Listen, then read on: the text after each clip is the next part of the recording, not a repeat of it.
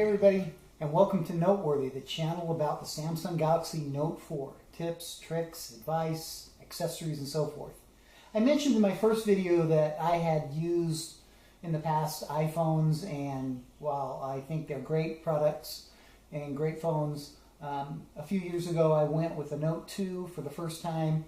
I went and delved into the Android world, and I really enjoyed it, and I've kind of been hooked on these Notes ever since. And I think, in my mind and in my opinion, this Note 4 is the best phone that's out there, everything included. So today the video will focus mostly on 5 things that the Note 4 can do that the iPhone can't do. So we will go from there and have some fun with this. Okay, number 1 on my list of the things that the Note 4 can do, but that the iPhone can't do, is it has a removable battery and removable and additional storage. We also talked a little bit in my first video about charging and about the adaptive charging that this Note has. And a few other phones have this as well. I think it's a big positive on these phones that have fast adaptive charging, because I can put this on a charger and in a half an hour it can go from 0% pretty much to 50%. So if you're a heavy user, and a lot of us are, and you're fighting with battery all the time, and let me just tell you, the battery on this thing does last a long time, but when you've got that fast adaptive charging and you're able to top it off in 15-20 minutes or a half hour, however long you have, it really does make a big difference. And the other thing is, in just 10 seconds I can change the battery out and have 100% if you have a spare battery, which a lot of people do and they carry around. So that's number 1. It's the battery, the removable and additional storage, and the ability to be able to change batteries out. Okay, number 2 is what I think is the best feature about the Note 4 and in the Note series in general, is the stylus, or what they call the S Pen. And in each iteration of this Note, the stylus has improved. It's gotten better. The software for it has improved, and I don't use it every day, but I use it quite often. And for those of you out there that have Note 4s and don't use the stylus or the S Pen very often, I think you need to revisit that, because it's a great tool. It makes you more productive in my mind, and there's a lot of things that it can do. As you pull it out, of course, the first thing that comes up is this little air command window. And it has 4 options that you can select right away. And the first one is an action memo. And I'm not going to go through this in great detail, but I'm just going to tell you and show you a few of the features of this S Pen and why I love it so much. And I'll do a follow-up on the S Pen and some of the things that it can do and how you can become more productive with it. But I really do enjoy it. So for the first thing, I'm just going to go over these really quick. An action memo is a memo that you can write notes on if you're on the phone or whatever, and you can actually perform tasks within that. And this is a smart select, which allows you to actually use this as almost like a mouse. And an image clip, I'll show you how that works, and screen write, where you can take a picture of the screen and then you can write on it. So if we take that, and you can see that it clips right there. So now you're working with a screenshot or a screen image. And if I want to, I can make annotations on that. And I can write on it, I can doodle on it, I can go up here and I can adjust the pen settings, I can choose a different pen, I can choose thicknesses, colors, and so forth. And it's really a nice feature if you've got a picture of something that you want to share, and then you just go over here to the share little button and you click on that, and then it comes up with all of these options. You can add it to your Dropbox. I mean, you can do a ton of things with it. Message it, you can email it, you can do lots of different things with it. So that's the screenshot. I'm not going to save this, but if you did save it, it would save in your gallery under screenshots. So that's one of the really fun features. The other thing is, and if you don't have that window up, all you need to do is press and click the button and that comes back. But Action Memo, they've done a lot of thought on this Action Memo. And you can really open it up from wherever you're at. And if you're on a phone call, for example, and someone wants to give you a number, well, put it on speaker and pull this out, and you can write your number right here. And I can't draw very well. So that's a number right there. And if you want to save it, you can save it, and it'll save it to the scrapbook or your S notes, and you can bring it back whenever you want. The other thing that you can do with this is when you've got the memo and you've got it opened up, and you can write anything on there. You can write phone numbers, you can write web addresses, and then they all become interactive. Let me explain to you what I'm talking about. Again, let's write a phone number. This is my phone number. So if you guys want to drop me a note, you can. But if you want to make that interactive, then you just click this button up here and you can see that everything is blue. Now I can add that to contacts. I can actually click on here and it'll go straight to my phone and it'll call the phone if I want it to, but I'm not going to do that. And it saves it up here as a little post-it note. You can move that around if you want to save it for later until you really need it and you do need to open it up and make a phone call. So you just click on it, it opens it up. Again, click on that, highlights it. You can email it. You can do lots of things. If it were an address, you can map it and navigate to it. So it has a lot of cool functions. If it was a web browser address, you could go right to your web browser. If it were an email address, you could go to email it. You could share it with messages. You could add it to contacts, or you could call. Just a few of the things that you can do with that. So again, we'll discard that because we don't need it. Last thing I'm going to show you, if let's say you're in a browser, you're in a web page, and there's something that you come upon that you want to, let's just see if we've got something on here. Let's go to ESPN, the worldwide leader in sports, and here's a picture right here, and if you want to click on the picture and look at it, you can do that.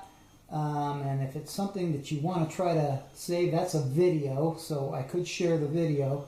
But if there was a image here that you want to share, or even this whole little article, all I have to do again with my little S Pen button, click on here, and I can choose here, select smart like that, or image clip. I'll hit that, and I'll draw around it. I'm right there. So I've selected basically the whole thing. I can clean it up by making it a perfect square. And again, now I can go to the share menu and I can share this via email, via text messaging, via however I want to do it. I guess I didn't choose my sharing there. So again, there comes your share via and all these options up in here. So it is, again, in my mind, it's a great tool. I'm not going to go into any more detail now about it. It's the second thing that obviously the Note can do. And the more you use it, the more proficient you get at it. And it's a great tool. It's a fun tool. I will show you one last thing that it can do that I don't use a whole lot. I know that my wife uses it more than I do. If you're in a message application or an email application or anything where you need to type, you can, if you choose to, you can hover this and you see, when I hover it, you see that little T that comes up. I can press on that, and what it'll do is it gives me a window where I can write just by handwriting, how are you? So it's pretty accurate, and once I have it, I can click on this. I can send it that way. I can do lots of different things with it. You can edit it, and I'll do more in detail when I do the full S Pen video. But great tool, makes it a lot of fun, and it's the second thing that the Note 4 can do that the iPhone can't do.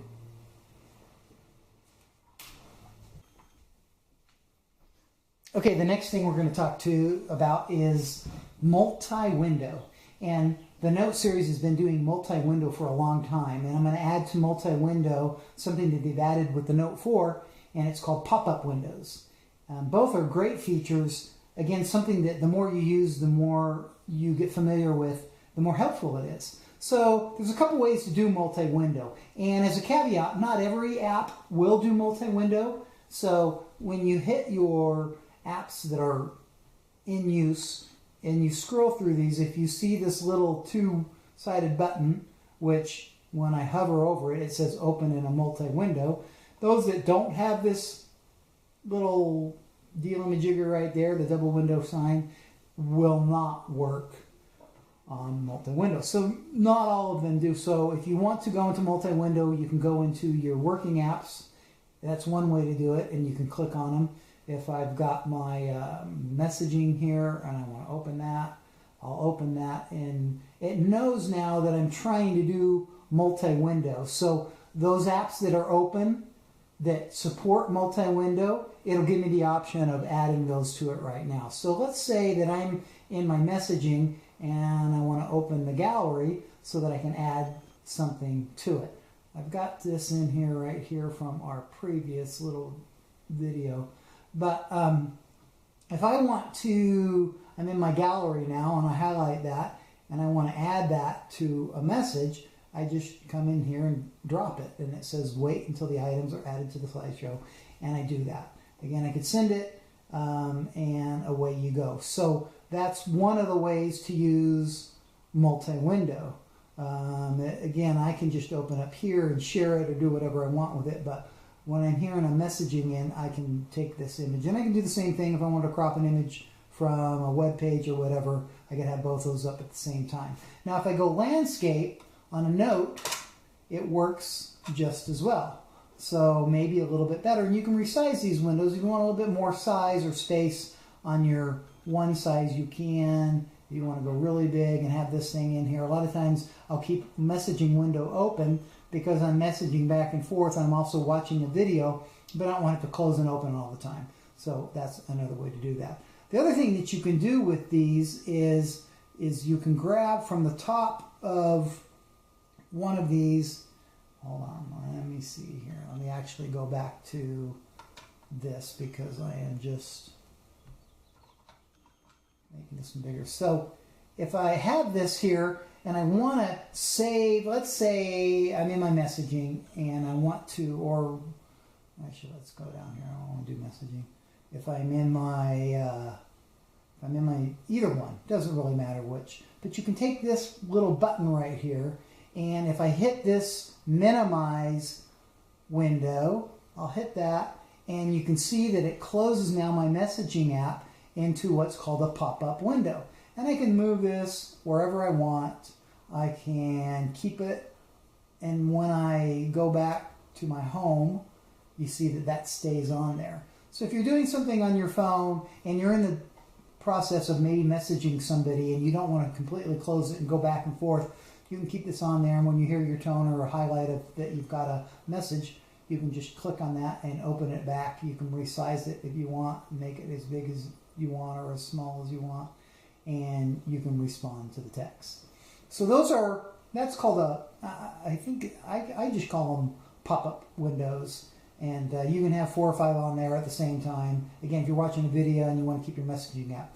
So that's the power of multi-windows. The other thing that you can do, if you hold down on the back arrow, then it will give you a list of all the apps that will work with the multi-window.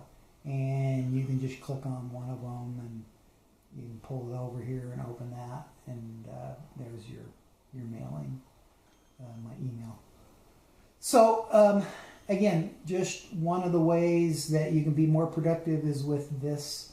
I really, like I say, I don't think a lot of people use it as much as they should, but multi-window is a great thing. And just one more thing that the Note 4 can do that the iPhone can't do.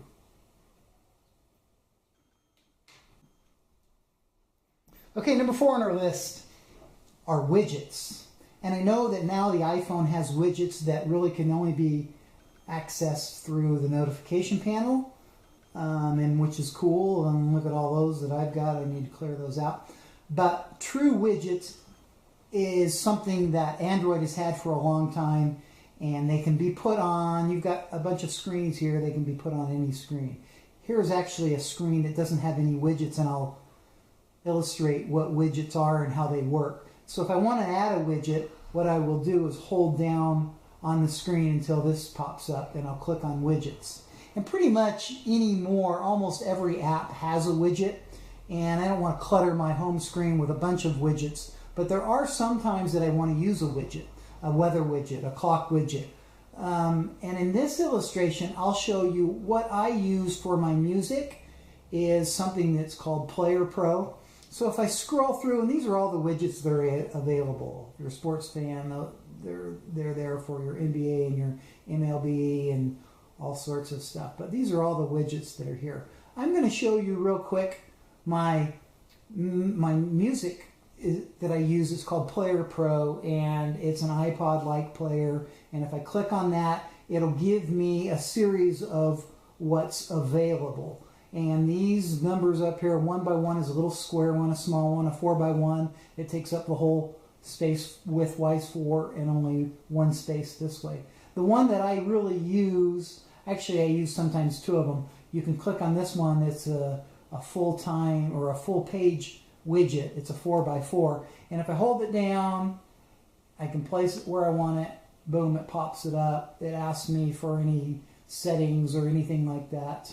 I'm just going to hit save, and there it is. I don't know why I don't have any album art with... okay, anyway, I'm just going to save that right here. So if I can forward here, there you can see kind of the way that it looks. And this is my home screen, but if I just click over one panel, then I have access to my music player. And I can hit play, and I can scroll through it. I don't ever have to go and open up the application itself. I can stop it, I can forward through it, I can do some things with it. So I'm going to get, and if you want to get rid of it, all you do is you hold it down and you go up here and you hit to remove, and it removes it. So I'm going to go back here, hit widgets, and go back to Player Pro. The one that I usually use the most is this little 4 by 2 one. Hold it down, place it where you want it, make any additions and selections that you want. I'm right now, just for the sake of time, going to hit save. And there are a lot of options that you can do, and you can choose. This one you can choose to click on or off shuffle, on or off repeat. The song here, you can rank it if you want, and of course you can just hit play, and it will play the song that's currently on there. And you can go forward to the next song.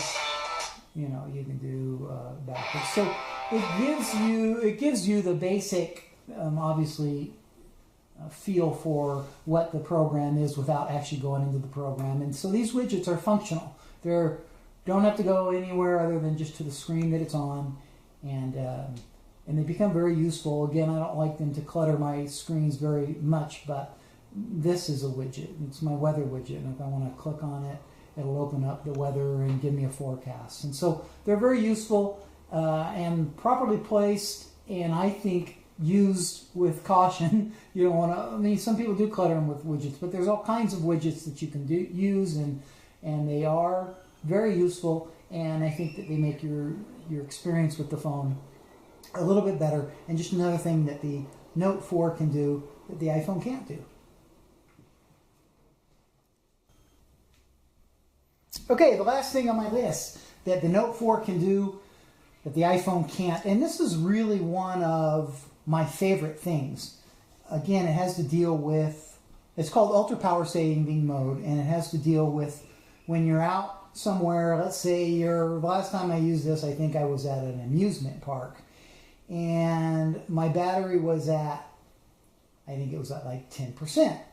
And so when you get to that point where you know that you're only at 10% and you don't have an extra battery, you have nowhere to plug in, but you don't want to lose your phone, and you can't, even if you had it in your pocket on standby, the 10% is not going to last very long. Well, the Note 4 has what's called ultra power saving mode, and it's off right now. But if I click on, do that little switch right there, I have to agree to it and hit OK. Right now I'm at 75%, so it tells me that my estimated maximum standby time is 13.5 days. But if I was only at 10%, this thing could still give me over 24 hours of use. So to turn it on, this is all you do. You go into this ultra power saving mode, and I haven't had this on in a while, so it'll take a while to configure.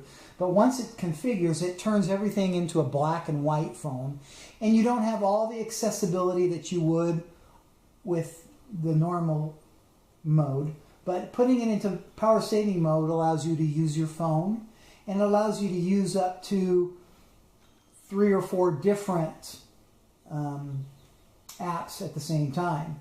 So what I've got set for right here, the phone, the internet, and messaging. So it will last over, like I say, 13.5 days on this mode. And when the phone goes off and you turn it back on, it's got a lock screen, you get out of it, and this is what you see. So it's not pretty, but it works, and everything now is in black and white. So if I want to text, I can still text, and it works. If I want to go on the internet, I can still go on the internet. It's just going to be in black and white, not high resolution. But this just works, and it saved me a few times. I've been at 10-15%, and I turned on this power saving mode, and literally it'll last for another 24 hours. I can talk on the phone. There's been times where I've used this power saving mode, and I can't get it to it's almost impossible to get it to run out of battery. So you can add a few more, and again, not every there's not a lot of stuff that you can use, but you can use the Facebook, you can use Google Plus Voice Recorder. There's just a few applications, and you can add those to it. So it's very basic, but basically all I need when I'm in this kind of a mode is I want to be able to message still, use my phone, and maybe go on the internet. So that'll last for a good long time, and it's a great feature that the Note 4 can do that the iPhone can't do. Okay, so that's the end of our video for today. I hope this helped. If any of you are out there thinking maybe an iPhone 6 Plus, a Note 4, hopefully this gave you a little bit of information and food for thought and helped to make your decision. And if you like it, thumbs up and subscribe to it. We'll come back with another video real soon on noteworthy things to help, tips and tricks and advice for the Note 4. Have a great day.